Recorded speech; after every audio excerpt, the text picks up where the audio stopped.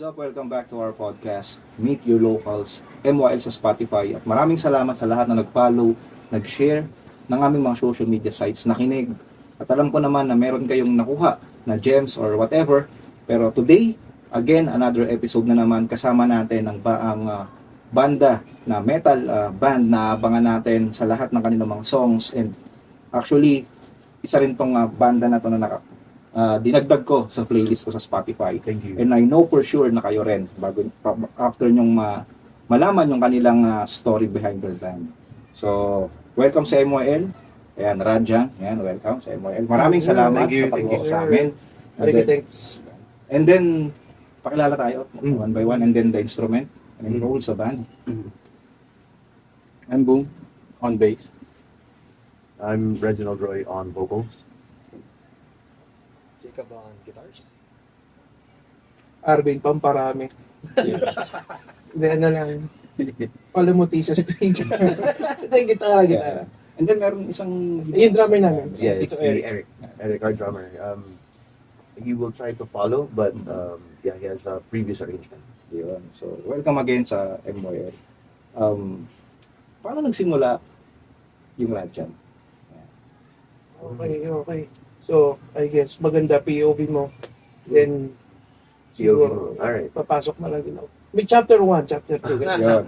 So, nag-start yung Rajang. Rajang V1. Rajang V1. Iba pa name niya. Yes. So, this was 2019. Tama ba? 2019 towards Yes, 2020. pre-pandemic pa talaga. Pre-pandemic. So, 2019, nga, 2019. Yeah. Nag-start siya. Arvin sent me a song. It was a very Jeff Buckley inspired song. And he wanted me... Yung kanta na yun, during pandemic, And the charade. And the charade is during pandemic na. Yung 2019, jam lang tayo with Jacob. Lang. Yeah, Pero yeah, mukhang project na siya. Kasi parang, I message him. Sabi ko, Ray, gusto mo bang, I wanna form kasi na parang group ulit. Parang at the time, 2019, ready na ako. Sabi ko, sige, buo na ulit tayo ng grupo kasi nakakamiss. Parang huling tugtog namin to, kasama ko to college is matagal na. 2014, 13 ata yung huling tugtog namin. So tapos 2019 namin mga trabaho na kami. So nakabili ulit ako ng gitara. Sabi ko, buo ko ulit. So minasage ko si Reg kasi I remember Reg is a common friend. Na common friend namin si Enrico, yung audio engineer namin. Babanggitin namin ulit siya mamaya. Lalabas ulit yun. Kabuti yun. Alberta. Sa Alberta Records. Yeah. Diba? So, pre-pandemic, practice, jam lang. Sama namin si Jacob. And then, kasi rock and roll yung feel nun eh. POT na gano'n. During the time, POT yung binigay nilang lineup sa akin. Razorback. Razorback. Yeah, Razorback POD. Yeah. So, medyo makikita niya, medyo mag-evolve siya. Okay. Kasi talaga, rock and roll kasi si Rek. So sabi ako kasi ever since, kung ano yung, kung saan komportable yung vocalista ko, doon ako lulugar. Kasi kaya ko naman mag-adjust. Para, kumbaga, para may buo lang. Para maka-move forward. So rock and roll, tugtog kami nandiyan kasama siya. And then parang nag-move forward yan may a few months after. Kung may heavy na parang rock and roll pa rin. Parang, pero nag-stick talaga kami sa rock and roll. OPM, mga ganun. Si Jacob kasi at the time, marami ka rin commitment na banda. So nagpaalam muna siya sa akin. Sabi niya, kaya tutugtog, parang hindi ko muna kaya mag-commit kasi nga focus siya dun sa mga. Kasi metal talaga eh. Metal talaga siya. Diba? I mean, hindi mo masisisi kasi kahit ako, doon din kami bumagsak. Spoiler, di ba? Doon din kami bumagsak. Actually. Di ba? Tapos, pandemic hit mga March, may gig din siya noon. Birthday mo yun eh. No. Diba? No, June birthday ko. Ay, sorry. So March, it's good that you remember. Naalala ko yun. So just a short story about that. Ano yun, may news na nung pandemic around March 10. And I had a gig March 14. Tapos parang mapilit ako pag gig. I'm ang tipong the show must go on kind of person is, hindi, tutugtog ako. Tutugtog ako, may speech ako sa utak ko. Walang walang COVID. Puta, pagdating ng March 14, sarado. Oo. Tapos hindi na ako nakalabas ng 3 taon. And then yun na. So, the pandemic hit na. So, mga June, parang wala na akong magawa. Kasi bagot na talaga. Kasi work from home eh. Yeah. So, sa school ako nag-work. IT ako ng school. Wala na, ayoko na. Hindi ko na kaya. Kailangan ko na ulit tumugtog. Gusto kong tumugtog. Gusto kong mag-record. I don't know anything talaga about sa recording. Luckily enough, eto si Jacob, may mga nag-experiment na kayo ng Neural DSP early that year. Bago pa mag-pandemic, nakikita ko na sila. Tsaka si Patrick, yung sa Guitar Rehab. Sila yung mga nagtumulong talaga sa akin. And ang tumulong sa akin maka-acquire ng gamit, yung ano yung tawag doon, interface. Si Enrico, which is again, Alberta Studio. So, tinulungan nila akong 3 para makabuo ako ng setup ko, na makapag-record ako sa bahay. Wala pa akong studio na headphones, wala akong studio na monitors, wala talaga. So, sabi ko, sige, andun yung Blackstar, yung Blackstar pa yung gamit ko. Tsaka binili ko sa kanya second string, gawa akong demo, sinend ko sa kanya. Sabi niya, okay, anong reception mo nun dun sa sinend kong demo ng Endless? The Endless Charade was actually quite good. It's simplistic siya, wala siyang bass. Wala. Yeah, pero okay na siya. Like, I could see it form itself as a basis na okay siyang song. Hindi na lang siya na-push forward pa. Sayang. Nag-move forward na kami to like other songs. But that was a good indicator na, yeah, we can play together. And then we can definitely do this. Chemistry yan. There's the chemistry there. Ang tawag doon? Chemistry. Yes, sir! Chemistry. Tawag na? Chemistry. Chemistry. Yeah. Hindi, then it started there. Hanggang And then Just a sa Taste. gawa kami nung mga first songs namin. Yung Just a Taste. Just a Taste. It had And then- 2 versions. Ano yun? Yung cover? The Way You Make Me Feel. The Way You Make Me Feel. Michael Jackson. Take note yung mga gamit na, I call it, yung gitara ko noon talaga, galing ng Japan surplus yun. 3,000 lang yun. Tapos then, Japanese surplus. Japanese. Japan surplus talaga yung pangalan nun. The fun boy. Shout out sa may banda ng Japan surplus din doon. So, shout out. Meron. Japan surplus, nakasabay na namin sila banda. Ang galing. Ang galing naman. Nag-Deftones cover yung mga yun eh. But then again, galing sa Japan surplus dito sa Muntinlupa, sa tabi ng Euratex. Sa lapag. Kasama ko si Gilbert actually. Okay. Binili ko yan. Gilbert, sa mama ko, bili tayo gitara. Back 2016. So 3 years na siya sa akin. And then nilagyan ko lang ng bagong pickups. Galing din kay Enrico. So, Frankenstein siya. So yun yung gamit ko. And then yung second hand din yung tawag doon, interface. So I think yung gastos ko to make yung namin, yung mga first songs namin, collectively, parang wala pang 10,000. Kasi may headset lang ako na hi-fi. Ayun, bumili na ako ng headset ng hi-fi. Around Just a Taste na. Magkano ba yun? So, wala, 1,000 lang talaga yun. Tapos, ano ba? Si Enrico ang nag-mix ng Just a Taste. The first one. Rock and roll yun, rock and roll. And kaya ako binili yung Fender mo. Actually, kasi nga, gusto ko rock and roll kami. Kasi nga, yun yung forte niya. Gusto ko talaga yung timbre ng boses niya sa rock and roll. Sabi ko, ito na yun. Kasi mahirap makahanap ng vocalista na may commitment. Yung willing mag-commit, di ba? Mahirap. Tapos, during that time pa, na tawag nito, may scare ng COVID. Hindi ba scare? Talaga may pandemic. May diba? pandemic, yeah. Kasi meron pa talaga dapat kami isang gitarista. Si Bon. Diba? Pero kasi, nahihirapan lang din kaming to work with him kasi nga, COVID, ayaw niya rin i-risk. Kasi yung nanay niya. Kasi we can't blame people na ayaw i-risk yung health ng family nila and whatnot. So, dapat ako ng drummer ako eh. Hindi talaga ako mag-gitara. Gusto ko, nag-record lang ako, sinabihan ko lang sila na kung pagdating ng, pag pwede na tayo tumugtog, di yung mga guitar parts ko, kayang-kaya naman, kahit niisip ko talaga siya pa rin. Kaya naman nila Jacob yan, kaya nila kung sino man yung sasama sa atin, dahil madali lang yan. Diba? I made sure na madali lang talaga din yung kanta, as in sobra, yung mga covers namin. And then, Psychopatia.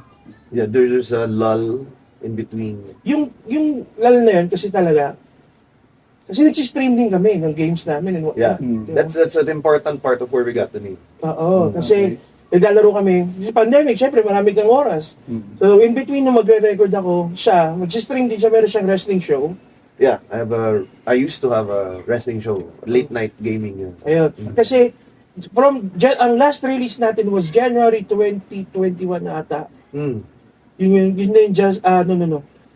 Yung The Way You Make Me Feel na cover. Yeah, The Way You Make Me Feel, yeah. And then, sabi ko, sige. Meron pang, may naka-line up na rock and roll na song din after nun, yung 86, 87. Which is hanggang ngayon, Which he wrote gusto on pa rin. August 7. Oo. Di ba? So, January yon. Dapat March meron na kami. Parang naging busy rin kami sa mga individual projects namin. Mm. So, sabi ko, sige, nakita ko kasi na nag-enjoy din naman siya sa stream niya. Ang ginawa ko na lang, sabi ko, sige, magpa-practice na kasi gusto ko ako na yung mag-mix. Kasi I'm very thankful na tinulungan kami ni Enrico. Siya yung nag-mix and master ng mga kanta namin. Pero, ang gusto ko talaga is, gusto ko matuto ng ako para makuha namin yung gusto namin tunog. Pero again, tinuruan pa rin ako ni Enrico noon, tinuruan ako siya. Hindi pa ulit siya sumasapi sa amin, hindi pa siya nagbabalik loob. At that time. Pero, tinutulungan niya ako, hindi to nawala. Nandyan lang talaga siya na, sige, parang okay pala, okay yung gito, yung ganyan. So, tutulungan niya ako, pati si Pat ng Guitar Rehab and Waste. Tinutulungan talaga nila ako. So, nabuo ko yung mga heavy ko na rin. Yun naman kasi, second nature ko na yun. Yung pag-metal-metal. Pero kasi pag-metal ko, hindi siya yung deathcore, hindi siya ganun. Parang metal na, parang Avenged Sevenfold, yung mga ganun kasi, I remember when I was in high school, nasabi sa akin ng kapitbahay ko, si Paolo, alam mo ba kung bakit masarap sa tenga o bakit kumikita ang Avenged? Bakit? Kasi ang Avenged, yung riffs nila, hindi lahat paatras, hindi pabigat. Gumagamit pa sila ng mga medium, na progression, tapos heavy on bass. So yun yung take note, spoiler din yun, heavy on bass, kaya malaki rin yung bassist ko. Hindi, hindi yun niya. So ginawa ko yung Psychopathia, yung rep lang, yun, so sinunod ko sa kanya. Tapos nagustuhan niya, parang gusto ko yung pila to, pero anong sabi mo, parang bago. It's a new sound from before, but then let's try. Sige, Sinad ko rin kay Jacob yun. Alam ko sinad ko rin sa'yo. Ano bang anong na-feel mo na may erection ba? Ano ba? Actually, kasi, nung part ako ng Wukong, yun nga, medyo, isang ano rin sa akin nun, kasi hindi siya pasok sa genre na trap ko. Kasi POT, hard rock eh. Well, may heart naman dun sa, syempre, may ira ka ng Guns N' Roses and stuff. Pero, metal talaga yung hinahanap ko. Nung pinarinig sa akin ni Arvin yung demo nila, sabi ko, that's the tone na, hinahanap ko. Oo. Yan, gusto ko sa babae. And then, sabi ko, okay to sabi ko. And then, sa ako napabalik. Pero Jack, narinig ko rin yung mga kanta nila Pasok ako doon. Hindi talaga din naman nawala sa isip ko na atakin siya papalik. Kasi nga, ever since talaga, lagi ko naman din siya kasama. Siya yung mga tumutulong sa akin. So, Psychopathia happened. That was a good step forward. When Psychopathia happened, Hukong pa tayo nun. bukang pa. Nirelease namin originally yung Psychopathia or Psychopathia, bukang project pa siya. Okay. So, ibig sabihin yung Psychopathia, Wukong project pa siya. Yes. So, Wukong yung project Psychopathia na sinasabi nila is, it's a song. Yes, it's a song. It's our carrier single for our EP out on Spotify. Okay. Bukang project namin nun. And then later on, nag-usap kami ni Arvin na let's move forward with this sound. Let's make more songs and let's move forward with this sound. But yeah, we have to change the name. So babalik tayo dun sa sinabi ko na important yung streaming. So yung time na nag-streaming kami, isa sa mga nilalaro namin was Monster Hunter. Monster Hunter World. Merong monster dun si Rajang. Not Rajang, it's Rajang. Rajang. Wala yung H. Wala yung H. So yung H, sadya yung H. Yung spelling na niya is R-A-J-A-N-G, Rajang. Rajang. Ano siya, kalahating monkey na kalahating bull na monster. Ayan. Mahilig daw niya sa bull. Oo. Ewan ko lang. Ewan ko ba, pero sa Zoids pa lang yung D-Bison, trip ko yun eh. May hindi ko Yung dami kasi yung baril eh. D-Bison. Tapos, of course, fans din ako ng Michael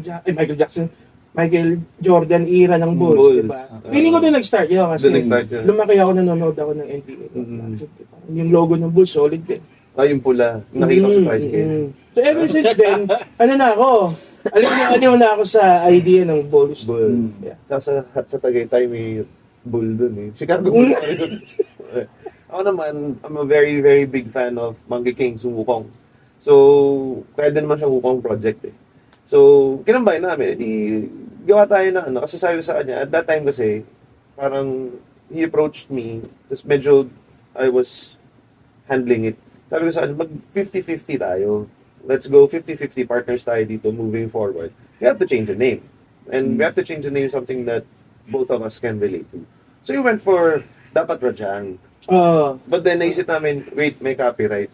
So paano ba pinopronounce ng Pinoy yun? Rajang. Lagyan natin ng H. Para hindi tayo mga-copyright. So that's why may H na siya.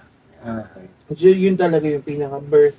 Yun yung pinaka-birth talaga. And then we move forward na. Kasi September, July ko sinend. Daalala ko kasi ang number one na name, yung first name nung demo nung Psychopathia, July song.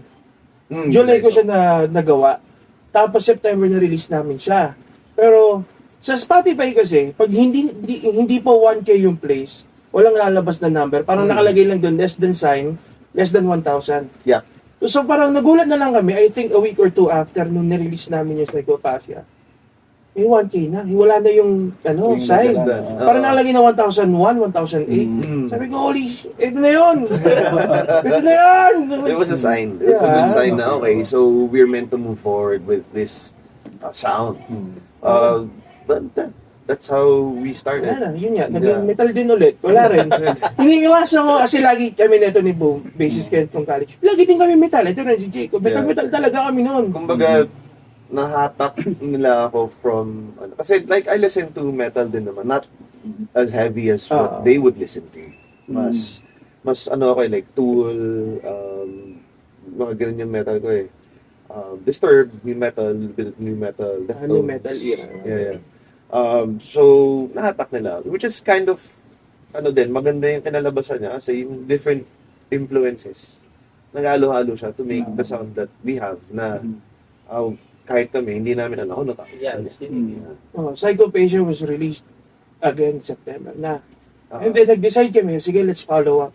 Buong October, as in siguro 1 month and 2 weeks, EP natin. Sundutan natin ng EP. This is, pandemic. Pandemic. So sabi ko, sige, gagawa natin yan. Parang 1 week, Darkly yung nauna. Yung Darkly Dreaming namin na kanta. Ang ganda din ng, yung lyrics ng tuwa. Tsaka yung inad niya sa bagsakan. Yung, ang tawag yung breakdown, yung inad niyang voiceovers. Solid yun hanggang sa, sabi ko, sige, let's move on. Ni-remaster ko yung bass ng Psychopathia kasi tinuruan ako ni Enrico, ito yung gamitin mong i-double tap mo yung bass, tapos ito yung gamitin mong, ang tawag may amp sim siyang gamit. Ito yung gamitin mo, so ginamit ko, then mas maganda yung result. So kaya yung Psychopathia namin, hati yung yung place dun sa dalawa. So pag pinagsama yun sa 3K plus na 3K plus na yun. So first week of October natapos yung second song. Second week tinapos namin yung remaster ng cover. May cover pa tayo, Opera number 2. Tinapos ko rin, i-remaster ko din, dinagdagan ko rin ng guitar parts. So, parang 3 songs agad within 2 weeks of October. Third week of October, sabi ko, wala tayong Tagalog. Kung ano-ano yung mga pinaglalabas natin. Baka sabihin nila, elitista tayo, hindi tayo nagmamahal na sarili nating lingwa eh. Ginawa namin yung Maligno. Maligno naman yung lumabas. So, yung Maligno, it's very short, pero siya yung huli. Siya yung huling-huling sinulat dun sa EP. And then, nirelease namin siya November, Halloween, di ba? October 3rd, birthday. Ayun, sabi ko, sakto, kailangan, yung vibe kasi ng mga kanta namin, Yung isa, sabi ni Eric, tunog Batman. Alam mo yun, tunog ano talaga, yung pang Halloween. Pang, well, pinarinig ko naman din kay Jacob at lahat yun. Si Boom din naman. Pero at that time, I think si Boom, ano pa, umuo na siya sa amin, ng gitarista ka ata, di ba? Gitarista dapat siya. Oo, napilitan lang ako eh. Sabi ko, puto, wala naman ako ginagawa na, wala akong extracurricular activity. Sabi, bigla akong chinat ni Arvin. Sabi ko, boom, gitara lang sa amin. Sabi ko, wala pa akong gitara, pre. Ay, wait lang. Meron yung kapatid ko. Sakto, may electric guitar siya, may effects na rin. Oo. So, wala na akong problema. Hiniram ko lang. Hirang lang muna yun. Tapos, honestly, yung buong college career namin, na nagbe-bass siya, wala siyang bass. Ay, hirang lang yan. Kaya wala siya. Totoo yan, Ayun never. na naman. Never. Marami siya ng bass yan. Simulat sa pool, never ako nagkaroon ng sariling bass. Oh, di ba? Ngayon lang yun, nung a week before kami mag-gig, doon lang bumili yan. I'm blown out. Oh, lolo yan, promise. Pag nagpa-practice ata tayo, nun yung bass ko pa yung gamit. Kasi during the pandemic, syempre ako lahat magre-record ng instruments. So, re-record ko yung rhythm muna. Ang pinakamahirap na part para sa akin pagre-record is maging on time. Kasi sasabayan mo yung click, tama. diba? Kasi yun ang turo sa akin ni Enrico. Struggle na. Kailangan on time ka para pag nilapat mo na lahat, on time pa rin. So, ang unang-una ko lagi nire-record rhythm drums, rhythm-based drums. Tapos, yung bass ko, ano lang yun, Lazada Gaming ngayon, 5,000 lang yun, na 5-string, na may neck dive. Mabigat pa yung neck niya sa katawan. PHX? Phoenix Brazil brand na ano. Pero yun ang gamit ko dun sa buong EP. Pero solid yung tunog nun. Kasi pag na-mix mo na siya, okay siya. Tapos, umuo naman siya, sabi ko, ay, kaya niyo. Hindi ko naman iniisip din pag yung tipong technicality ng tugtog. Bahala ka dyan, kaya mo niya. Actually, hindi na talaga ako magbe-bass. Hindi naman kasi siya Hindi magbe-bass. Gitara talaga siya. May Gitara bassist lang. kami noon. Oo, sabi ko, shit, first time ko yata humawak ng ibang instrumento sa banda. Oo. Hindi kasi, kaya sabi ko, boom, gitara ka para makakanta ka. Kasi magaling siya Oo. kumanta. Mm. Sabi ko, Yun ang magaling. di, pre, mas magaling ka sa akin. Marunong lang. Di, relative to me, magaling ka. So, mas magaling ka, di ba? So, sabi ko, si boom, magaling kumanta yan. Tapos yung basis namin nung una, vocalista ko yun nung college. Ay, nung high school. Sama namin ni Gilbert. Nagbe-bass siya. So, para may dalawa siyang backup. Yung bassist namin can sing, yung guitarista can sing. Ako, di kasi ako makakanta. So, poposte lang ako, kasama ko yung drummer, face-to-face kami doon. Gitara lang ako. Okay na ako. Mangyayari, yung bassist namin, yung sinasabi ko, yung commitment ba, plus, hindi kasi, dapat kasi, to achieve success, kailangan ready ka na kapag nandiyan na yung opportunity. Hindi yung magpa-practice ka kapag nandun na yung opportunity. Or pag doon na yung practice, yung set, di ba, yung rehearsal. So yung basis namin ng una, as much as we want to keep him, kulang kasi yung ano niya. Kumbaga, hindi niya nabibigay yung bigat na hinahal. Kasi syempre sa recording, heavy on bass talaga yung recording namin. Kasi I emphasize again, galing dun sa kaibigan ko nung yung kapitbahay ko na, kaya isa sa pinaka-crucial parts ng recording is yung bass. And syempre, lahat naman din, pero yung bass talaga yung nagbibigay ng bigat at saka ng yung body. Kahit gano'n kaganda yung rec mo, wala kayong bass na matino, di ba? Hindi magpapap, wala rin susundan yung Support ang groove. tunog. Oo, totoo yun. Walang bass. So as much as I love him, tropa ko siya since high school, sinabi sa kanya, practice ka na muna. Hindi yung magpa-practice ka kapag sasampa tayo o pag magpa-practice na. So ginawa ko, sabi ko sa kanya, boom, no choice tayo, pasensya ka na. Base ka na lang muna Here we ulit. go again. Di ba? Shit. Here we go again. Di ba? So yun. Hindi naman sa baba, parang balik ka muna sa base. Malay mo, makahanap tayo ng ibang bases, which is hindi na nangyari. Di ba? Kasi alam ko na mangyayari, ganun talaga eh. Oo, tsaka dapat, magiging basis din natin si Bernard. Oo. Yung roadie ng Liana na Ara, Overtone, at nung kung sino-sino ng professional, ay yung One Click Straight roadie ng Mukhang pa yun. dapat base na nasali siya dapat sa amin, nabuhay na siya eh. The problem is, of course, syempre, pag tutugtog kami, may gig din siyang mga, Kailangan niya. kailangan niya asikaso. Siyempre, kabuhayan niya yun. So sabi ko, tol, di, okay lang. Mag-ano ka na muna. Mag-roadie ka na muna. Tapos, kami na munang bahala dito. Sige, no problem. Pero tropa pa rin yun. Nag-tech din sa amin yun. So, ayun na. So, after nung release ng lahat ng yun, si Jacob came in, siguro, this year na This ba? year. This year. This year. So Kasi, we had a few gigs muna. Now we were a 4-piece. We started July 2023. So we started performing live like 1 year ago na. August, di ba? July. July ba? July. Ano ba, August? July. Kuya Bobby's. Ganyan. Yeah. Tsaka di ba pag bibili ka ng, wala namang 4-piece bucket of chicken. Di ba? Meron. Bitin. Meron. Sa Jollibee, pero bitin, pre. Bitin. KFC. Meron ba sa KFC? Pero Meron. hindi Good pwede for sa akin yun. Akin, Tama ka doon, itat bitin. na pala to, akin eh. Di ba? Paano ba kayo? Eh, So, sabi ko, kailangan talaga namin ng isang Tara. So, sabi naman nung kinausap ko na siya, sinigurado ko muna na may portfolio na ako ipe-present sa kanya. Ako tumutulog na kami sagad, baka mapahiya ako eh. Di ba? Sinigurado ko muna na may portfolio na ako may ipe-present sa kanya. Na, ito, baka pwede na to. Kasi nga, syempre, naiintindihan ko naman siya, may iba rin siyang band na nag-music laban pa nga yun. So, syempre, kailangan mo pantayan. Hindi naman pa kami nag-music laban.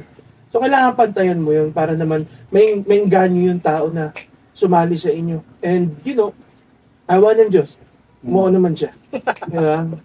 Hindi kasi makikita mo din kasi sa banda kung makikita mo na may drive ba talaga sila na kasi mamaya lang na trip lang. Anong pupunta ng banda? Siyempre, yan eh. Ang babae lang. Kasi, pag maraming chicks. Hindi, kasi siya man ay makikita mo yun kung, kung organized ka na tao, kung may vision ka, makikita mo yung drive ng each person. So, luckily, yung nakita ko sa Reject, lahat may ambag eh. Sa vocals, makikita ko yung uniqueness ng banda, walang ginagaya. Kaya, I think, mag-workout to. Kaya, which is hanggang ngayon naman, mag-workout siya. Working out Maganda so naman siya. far, yeah. Okay. Tsaka tama yung lahat may ambag. Yung photographer nga namin, siya nagbabayad ng toll. JC! JC! Sentence snaps. Soccer for Chanitas! JC Ocho! Siya talaga nagbabayad ng ng toll namin. Pero hindi, we're lucky rin. Ako, honestly, I'm very lucky na pumayag si Eric, yung drummer namin. Nakapakagaling ni Eric, drummer. Pag nagsa-soundcheck pa lang, yung mga tao, pag nagtono ng snare yun, yung mga, look it. Ganun na ganun, hindi, grabe. Ang magaling talaga si Eric. As in, sobra. Simple segue. Siya dapat yung papalo eh. Doon sa niya yung drummer. Kinusap ko siya about that. Especially nung nag-evolve na yung sound. Sabi ko sa kanya, hindi ka pwedeng pumalo. Kasi kailangan yung compo mo, ikaw tutugtog nun. Kasi yung feel sa'yo galing eh. Pwedeng magawa ng ibang tao yun. Yes, note per note. Pero yung feel kasi sa'yo manggagaling. Tapos yun, naganap kami ng drummer. Si Eric, it's another long story. You may have other questions pa. But just para masama si Eric, nag-audition ako for Eric's band many years ago. Many moons ago. Many moons ago. Many fortnights ago. And then, hindi nila ako nakuha kasi hindi pasok yung audition ko sa sound nila. But the one thing na nakuha ko from that audition was nagka-okayan kami ni Eric. Parehas kaming music ni Eric. Like White Zombie, Tool, ganyan. Parehas kaming trip. So, nagkausap kami na kapag nagkaroon ka ng banda, text mo ko. So, many years after. Fast forward many years after. 3 Avengers films after. Yeah. Ayun na, yung hanap na drummer. Minessage ko siya. Game naman siya. Yeah, pero mo, I mean, ang tagal na nung usapan nila na yun eh. Ako, as far as I remember, matagal Sobrang tagal na. na. A decade, more than a decade. Hindi naman a decade, but almost. Almost a decade yung usapan nila. Pero si Eric, nung narinig niya yung mga composition natin, okay sa kanya. Diba? So, natawa ako. 2014 kami nag-usap na yun. Ayun. So, almost a decade. Ako kasi, bihira akong makakuha ng mga tao na parang nag-enjoy talaga dun sa Yung sa mga ginagawa ko. So nung narinig ko yun, na nagustuhan talaga ni Eric yung mga compositions namin. Sabi ko, okay, yes. Magkakasundo kami nito. And then, lo and behold, ayun na siya. Lo and behold. Binenta niya na yung mga gamit niya, bumili siya ng Simbas to talagang dinededicate niya yung funds niya and efforts niya Yeah, that guy gives 110%. para talagang solid yung tunog namin ng Yes, live. sir. Okay. So, yung history ng Rajang, hawa. Nakita ko dun yung tulong nga sa pinarinig sa yung flavor ng sound ng, ng, ng music. And then, tingin ko talaga is yung music talaga. Kapag kasi meron kasing magic talaga yung tugtog eh. Na hindi ko, ako personally, hindi ko talaga ma-explain. Na talagang merong something talaga na that connects the body talaga ng bawat isa. So, yun yung nakita ko. At the same time, kasi ako, yung sound kasi talaga personally, talaga narinig ko talaga. And then, sabi ko, ito yung mga music na medyo nawawala na talaga sa scene. Pwede ko sabihin ganon na bibihira na lang talaga ako makakinig ng ganong song na talagang nagugustuhan ko. Okay, yun yung personal kong flavor doon Parang sa sound. and, may parang last gig namin, parang may nakausap ka ata. Oo, meron ako nakausap. Buto yung pangalan. Hindi si Walk Behind Me Satan. Hindi, si Don lang. Sa Don. Sa Don. lang. Okay. Kamusta? Nasabi ni Don? So sabi ni Don, so bro, ganda ng tugtugan nyo. Ngayon lang ako nakarinig ng metal na naintindihan ko. yung Don ba may banda rin? Don lang ang band niya. Don lang. So, Okay din sila. They're really good. after namin tumugtog, Di okay. nandun ako sa lounge, tapos bigyan ako nilapitan, sabi niya. So bro, yun nga. Ngayon lang ako nakarinig ng metal na naiintindihan ko na hindi siya ganun kasakit sa ulo. Tapos sabi niya, kasi nakakaumay kasi yung mga di ba? Yes, yun yung exactong sabi niya. Honest ako, masakit pero I'm a very big fan. Nung kami nito, talaga. Pero, ang goal ko kasi talaga sa banda namin is, gusto ko tayo, maintindihan tayo. Kaya I really like his style.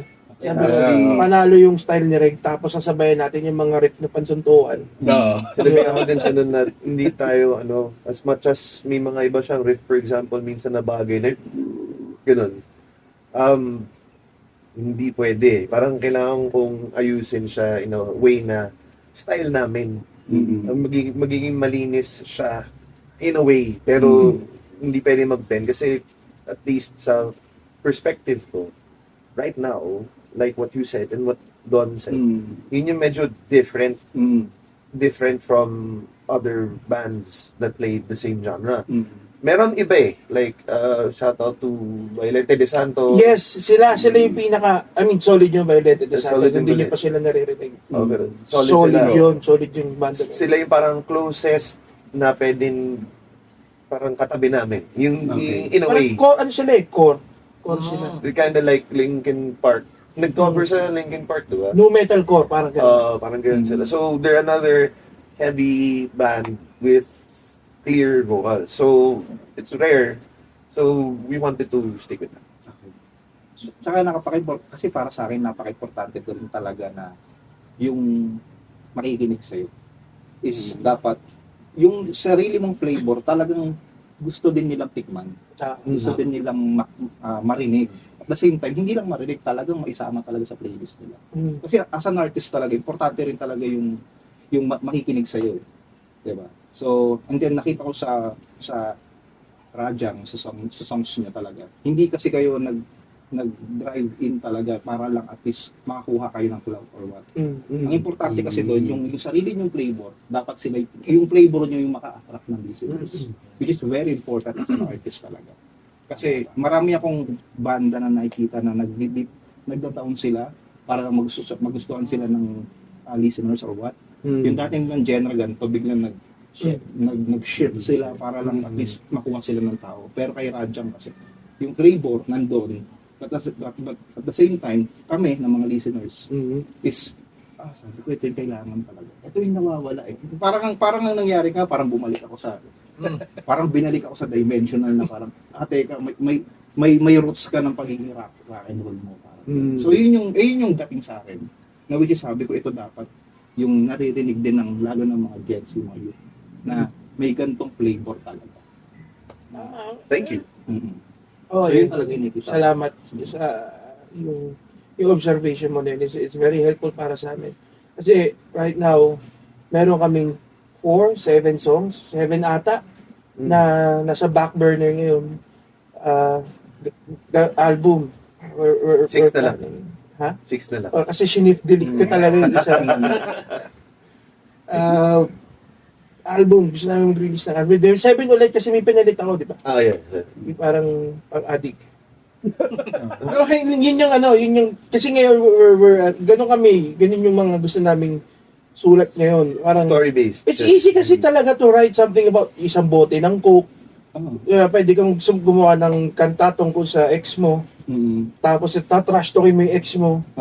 Di ba? Madali gawin yun eh. Pero yung tipong gumawa ka ng kanta, tapos magkukwento ka kung paano Really story-based. yung story. Kasi nakakaumay na parang, honestly, nakakatuwa naman na buhay ang OPM. Yes.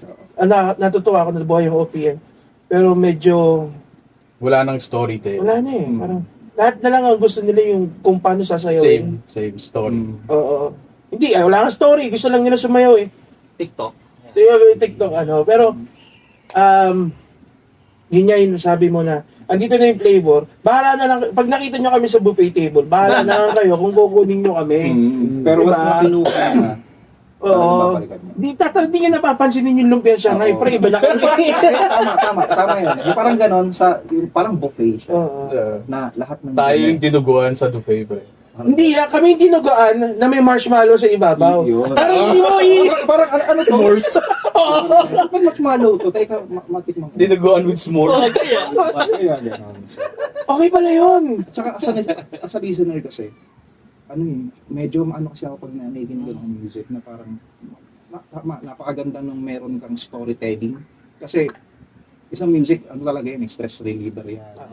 And then, yung minsan nga ginagamit niya na panggamot talaga sa taong, merong, pag ako kasi nakikinig ako ng song, talagang, tinitingnan ko talaga yung lyrics wise niya. Kung paano ako dadalhin dun sa song. Diba? So parang pag pumigit ka, okay, maiintindihan mo yung buong song. Hindi lang yung basta nag-growl ka dyan, subigaw ka dyan. Parang lang mapakita mo yung skills ng paano ka. Kasi importante talaga balance yun. Oo. Ano yan eh, very true. Ito, kami ni Jacob, very big fans kami ng mga core, deathcore, metalcore. Name it. Nailit talaga lahat yan. Kahit nga yung mga, yung mga science core, yung aligayon, ganun dati, dyan for a cowboy shit. Boo. Paano kami nun? Pero maganda yung lyrics sila, pero hindi mo maintindihan, kailangan mo i-google, pre. Para makarelate ka sa So, kanya. malalim pa yung content. Sobrang lalim pa, di ba? Ayan lagi. Sobrang lalim nung yung nila, kailangan mo i-analyze. Gusto ko rin yun. Pero recently, yung pinaka nag-click talaga sa akin, yung 3 parts ng Lorna Shore na Pain Remains. Solid yun. Napakaganda ng 3 parts na yun. Pero kung casual listener ka, pinakinggan mo yung Pain Remains, ingay nang yan, chong. Ano yan? Ang tawag dito? Goblin na pig squeal. Ito, kaya mo ata. Kaya ba ni ganon? Pero ang ganda, lyrics-wise, ang ganda. Tapos yung feel, ang ganda. Yung instruments, ang ganda. Pakinggan nyo, Pain Remains 1, 2, 3. Solid. Pero, again, hindi mahirap siyang i-consume. Okay. So, ang sabi ko kay Ray, storytelling tayo. Pero yung pag narinig ng tao, pag pinakinggan ulit nila, may lyrics o wala, maintindihan nila. Yun. So, yun yung goal namin. Magkapera. Tayo siguro lahat yun. Okay. Mag-deep down tayo dun sa pinaka-song. Pero sa pagbabalik yan ng MYL. Okay.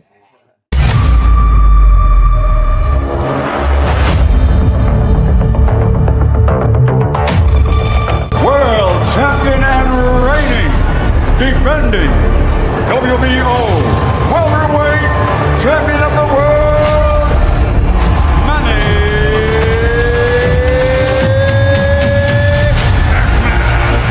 Pacquiao.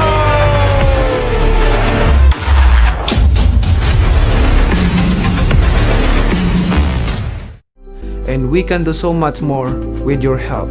Think about the difference we can make if everyone does something.